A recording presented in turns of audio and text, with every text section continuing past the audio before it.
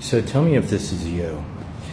You're sitting there, it's late at night, it's in the evening sometime usually, and you have been broken up with, it's been a while, and you are sitting there wondering, what happened? How did this all go so wrong? Did they ever care? Was anything that I heard from them in relation to the avoidant, was anything they told me real? Did they ever love me? Did they just move on like I never mattered? Is there someone else in the picture? And you are ruminating and you just can't seem to stop. And it's probably one of the most uncomfortable feelings you can feel, especially after, going through a breakup that you never agreed to or asked for, right? And so that being the case, how do you stop that? How do you get to the point where you're like, you know what, I've got this under control, it's not going to destroy me, I'm not going to have a bad night? And the first thing that you need to do is you need to pause and take a deep breath, right? That's going to allow you to start self-regulating again. So there's something called the box breathing method, and what that is if you want to picture a box, and it's 1 Mississippi, 2 Mississippi in, 1 Mississippi, 2 Mississippi out, and then you go up, 1 Mississippi, 2 Mississippi, and then and so on and so forth until you complete the box. Now, after you have done that, and you're more in a calm state, then you can start to assess, is that true, right? So you want to use the reframing tool. Do I know this to be 100% true, or could it be something other than this? And what that does is it stops this narrative that you've been perpetuating, that they're better off without me, they never loved me, because you don't know that, right?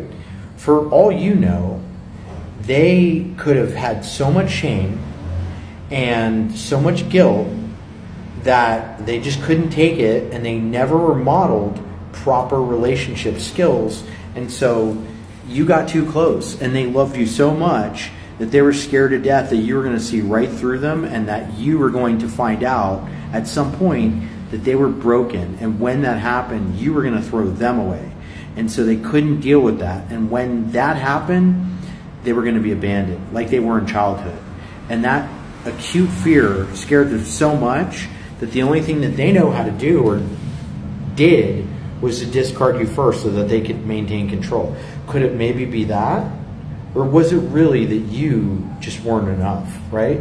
So the point is you stop perpetuating these cycles of, I wasn't enough, I was, never loved, they didn't care, they're probably with somebody better, they're probably happier without me, they're probably living their best life. These are the things that my clients tell me, right?